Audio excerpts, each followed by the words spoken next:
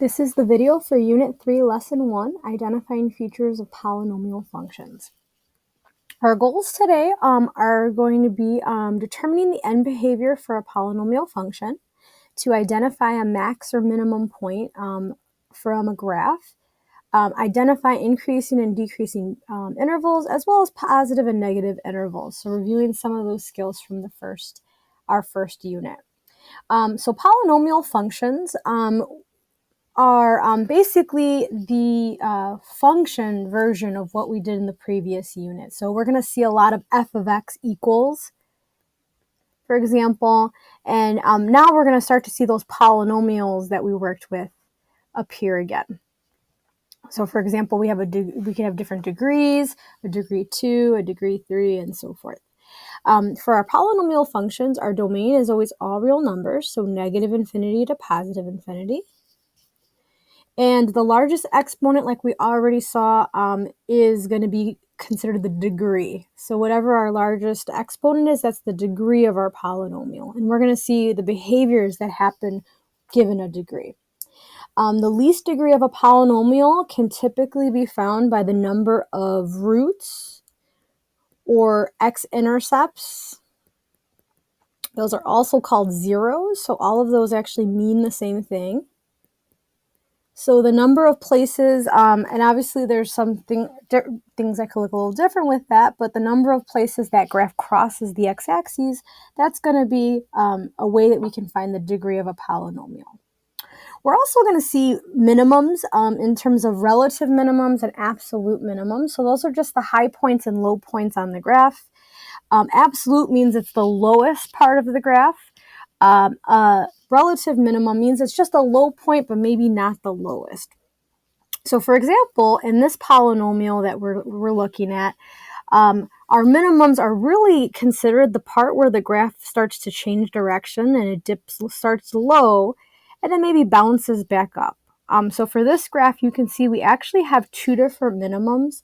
One of them, though, is going to be our relative minimum, and one is an absolute. So the lowest possible part on the graph I can see here is this point. I'm going to estimate it to be about 1.3, maybe negative. It's roughly at like -7, right? So this would be considered an absolute minimum, but for a lot of our purposes, we would just say it's a minimum. We also have another part where the graph dips low, and I can see it's this second point right here. If I was going to estimate that point, I might say it's about, let's say -1.6, comma, -1 maybe 1.4, 1.5.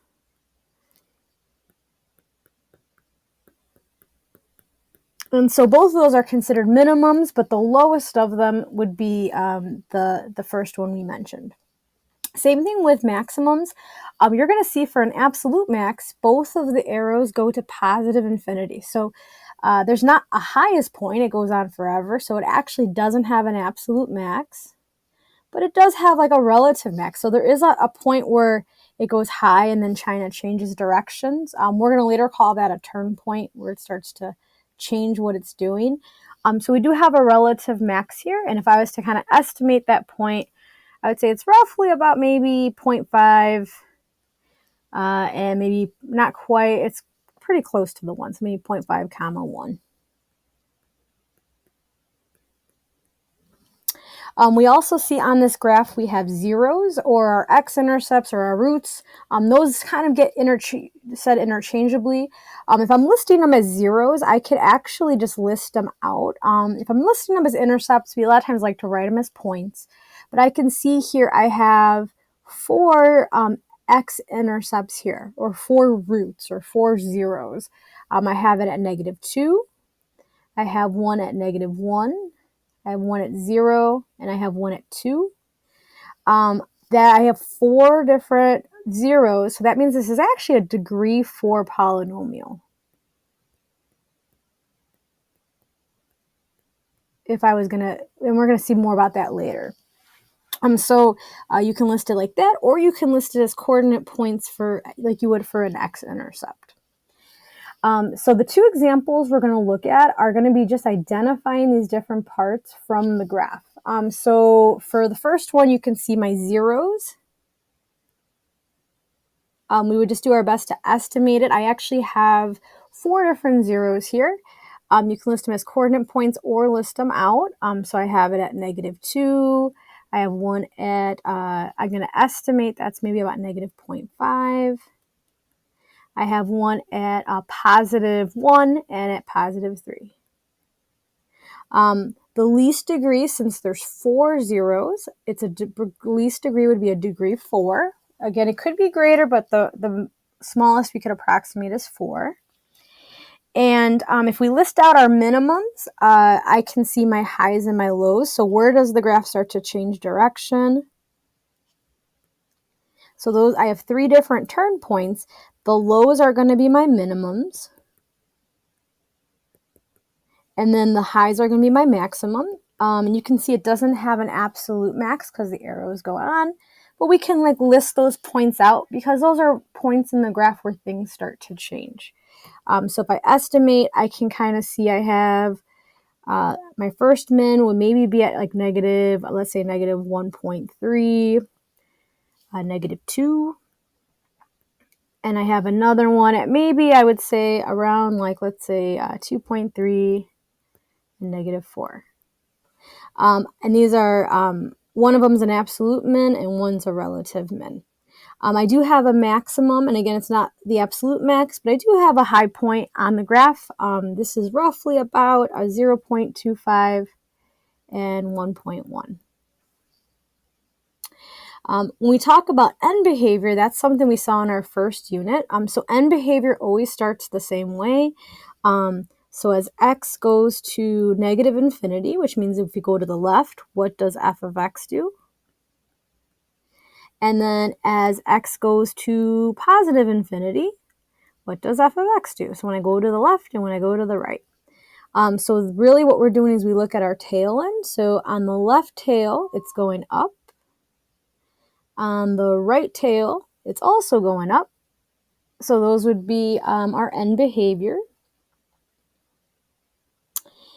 And then finally, we have our increasing, decreasing intervals and positive and negative intervals. So we're going to use our maxes and mins to help us out with this. So if I was to go ahead and label the x values for that, because again, these all use x values. So I can see that originally I had this as like a -1.3 as my x value. I had this one as 1.1. I had this one as 2.3. And again, I'm listing the x values. And now I can just list where it's increasing and decreasing. So when I follow from left to right, the first part I can see is decreasing. Remember, -infinity, this is positive infinity. So from -infinity to -1.3, it's decreasing. From -1.3 to 1.1, it's increasing.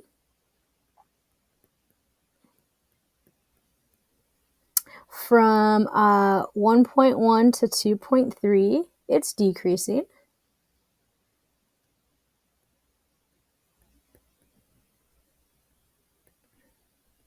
And then from the next part, from 2.3 to infinity, it's increasing.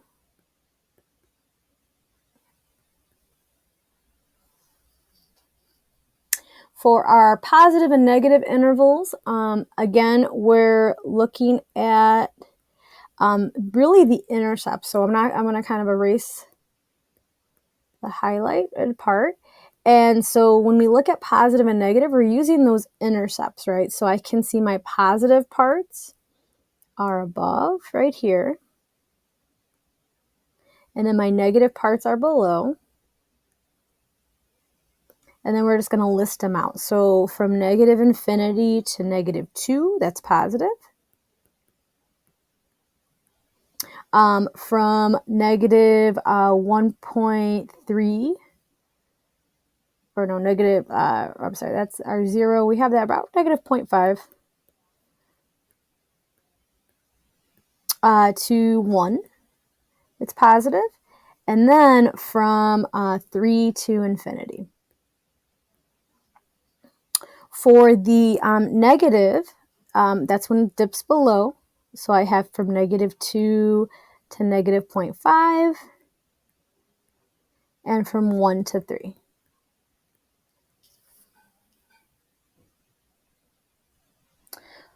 For the next example, we're going to do the same thing. So I'm going to give you a moment to try it out, and then we'll talk through the answers.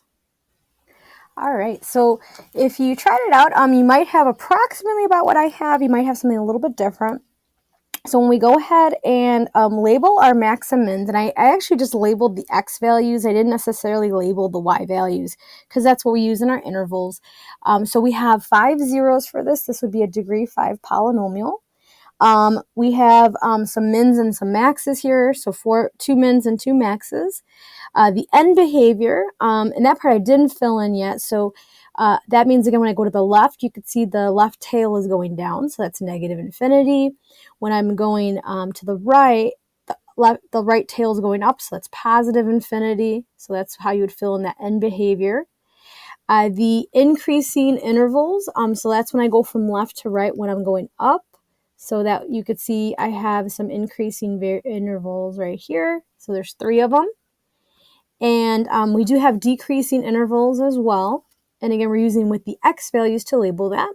And then finally, for the positive and negative, if it's above the x-axis, we actually have 3 positive intervals. So from negative 2 to negative 1, from 0 to 1, and from 2 to infinity.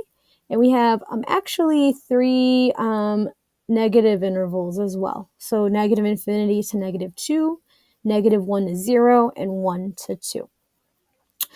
So if you have any questions, please feel free to ask them in class, go to T-Bolt time, or go to the center.